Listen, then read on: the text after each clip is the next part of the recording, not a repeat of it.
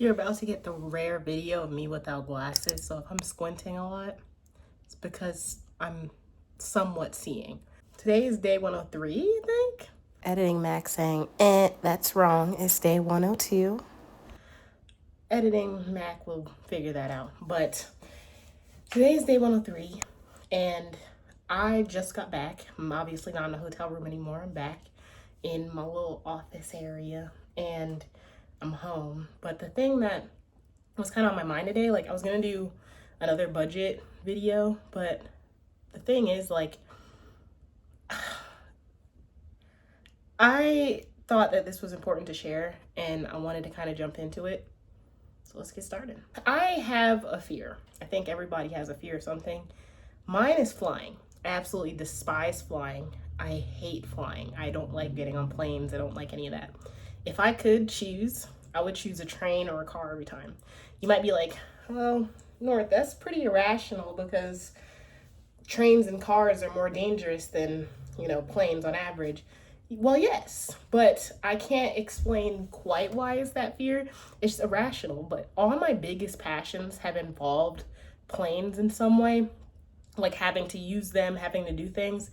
And it's one of those things where I think it's kind of like ironic, or like life is kind of funny that way, because my biggest passions involve my biggest fears. And one of my biggest fears is flying. Like I think it got worse as I got into my 20s, but like the existential dread of flying is one thing, and like the ride back from Orlando, because I was just in Orlando, like I literally was like shaking, like panicking on the plane, because there was so much turbulence. Everyone was really scared, like even like the flight attendants and stuff, and it was like real shaky, and it was rough. Like I won't even ride a Boeing, like, and that's a story for another day.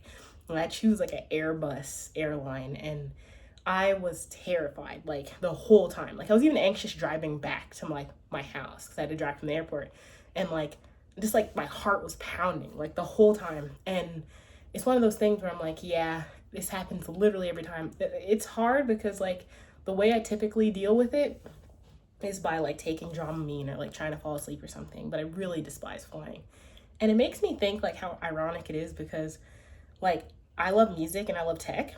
And the thing is, like, I travel a lot with tech, with like conferences or for work, because you have to learn and like get better and advance in your career.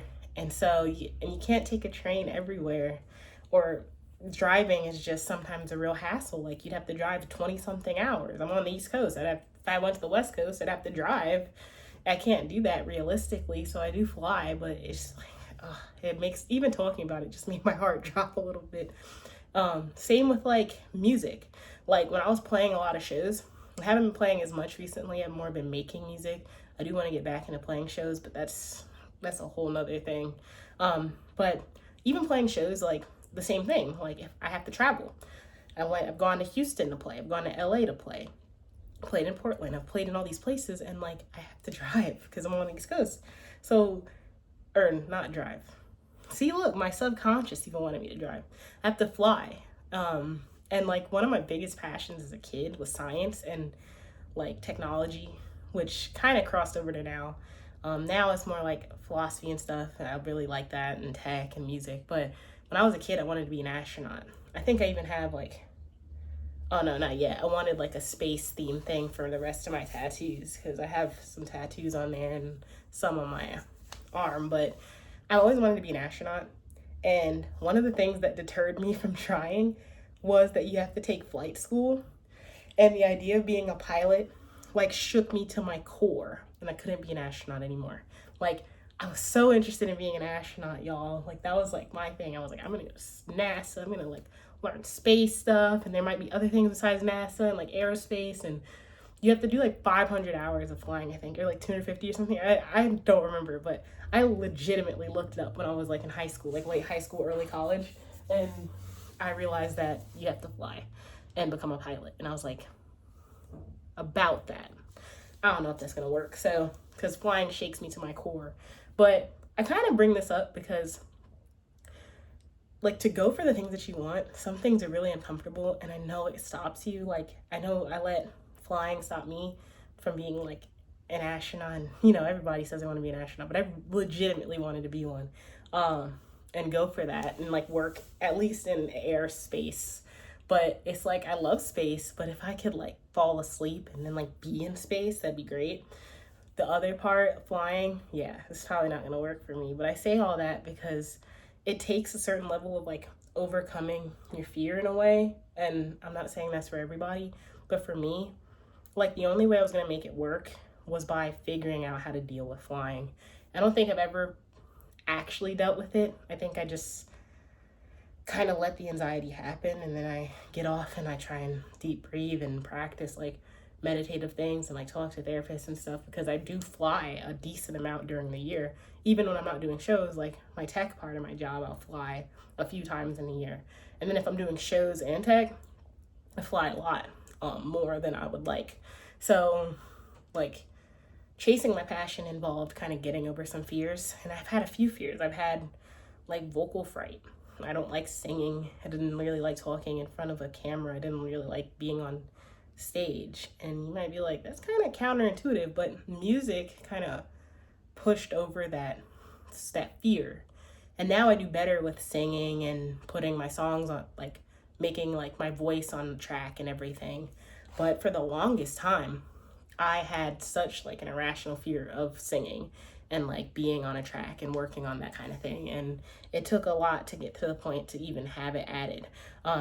And same with being on stage. Like music helped me be on stage more, like playing in wind ensemble, playing in band, but I put myself in some uncomfortable situations to be able to do it. Uncomfortable for me because I didn't like being on stage, and playing in orchestra was weird and everything like that. But I finally got to a point where I actually got comfortable. And there's just not gonna be situations where you're 100% comfortable all the time. And that's one of the things that I had been learning a lot with like flying and vocal fry and everything else. Like the things that I wanted to happen, I wanted to do enough to try and get over it.